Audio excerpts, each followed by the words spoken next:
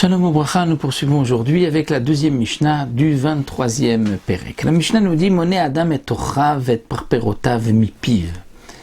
Aval lo minaktav. Un homme qui a des invités ou qui a préparé un menu particulier pourra donc dire à haute voix le nom de ses invités pour ne pas donc on va dire en manquer un. S'il donne à son shliach et lui dit tu sais j'ai invité cette semaine un tel, va leur dire de venir. Donc il pourra leur dire de tête, par cœur, de même bet par perotav, il pourra dire voici ce qu'on a prévu pour le repas de ce soir, de manger telle et telle et telle chose, aval lo minaktav.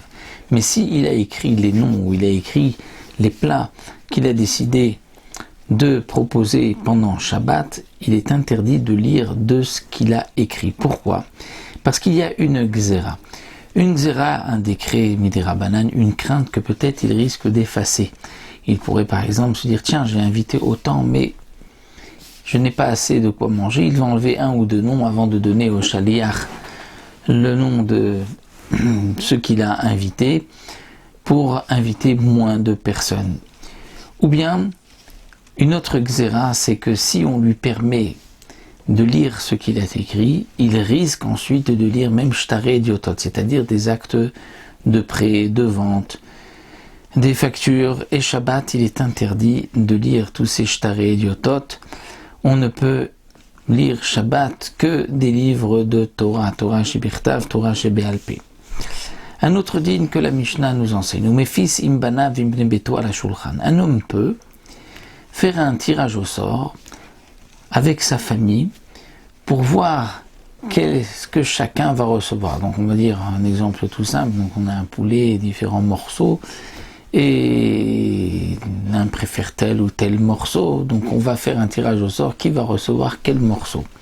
Ça c'est permis de faire un tirage au sort, étant donné que ses enfants, sa famille dépendent de lui, donc il n'y a pas ici de kpeda. Mais si c'est un groupe de personnes qui se sont associées ensemble et qui donc vont manger ensemble, là on ne pourra pas faire un tirage au sort. Pourquoi ? Parce que chacun est makpid, chacun veut tel morceau, il n'est pas mévater à l'autre, et donc là il y a une interdiction d'être de poids, de mesure, de compte et d'emprunt, puisque d'une certaine manière, celui qui va prendre ce morceau-là, donc on retient, tiens, toi tu as pris cette fois-ci ce morceau-là, mais la prochaine fois je prendrai un autre morceau à la place de celui-ci, donc c'est un peu comme si on prête, on emprunte, et on revient à la xéra des rachamim, de peur qu'on va écrire. Donc là, la Mishnah précise, on peut faire un tirage au sort sur les morceaux, donc à table, avec ses enfants, sa famille, mais pas avec donc un groupe d'étrangers. Mais attention, on ne pourra pas calculer un gros morceau contre un petit morceau, mishum kubia, à cause de kubia. Alors le Barthénora explique de quoi il s'agit. En vérité, il manque dans la Mishnah quelques lignes. C'est un peu comme si c'était marqué dans la Mishnah la chose suivante. On peut faire un tirage au sort avec sa famille pour donc choisir les morceaux, même si on va donner un gros morceau contre un petit morceau, mais c'est seulement avec sa famille.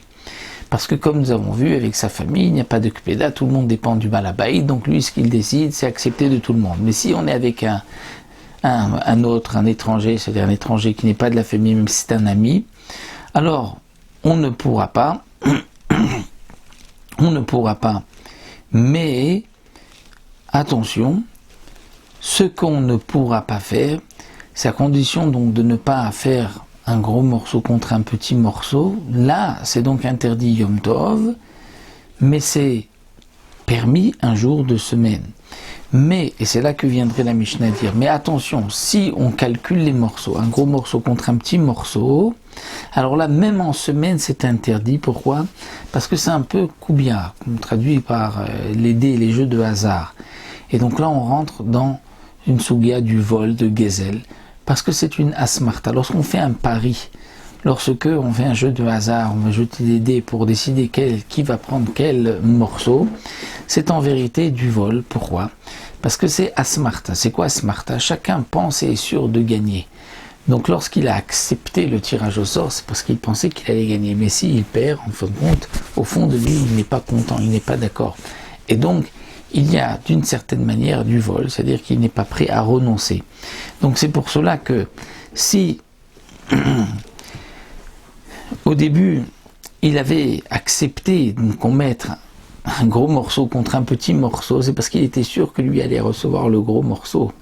Donc si en fin de compte il prend le petit morceau, il ne renonce pas à sa part, et donc il y a là un vol pour celui qui va prendre la grosse part. Donc c'est ce que la Mishnah veut nous enseigner.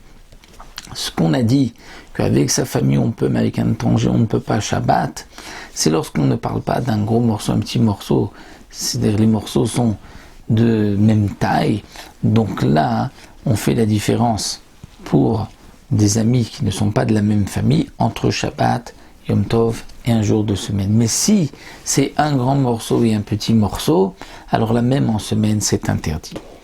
Un autre dîne que la Mishnah nous enseigne, on peut faire un tirage au sort sur les korbanot le jour de Yom Tov, c'est-à-dire les korbanot, les sacrifices qui ont été égorgés le jour de Yom Tov, qui vont être partagés parmi les Kohanim.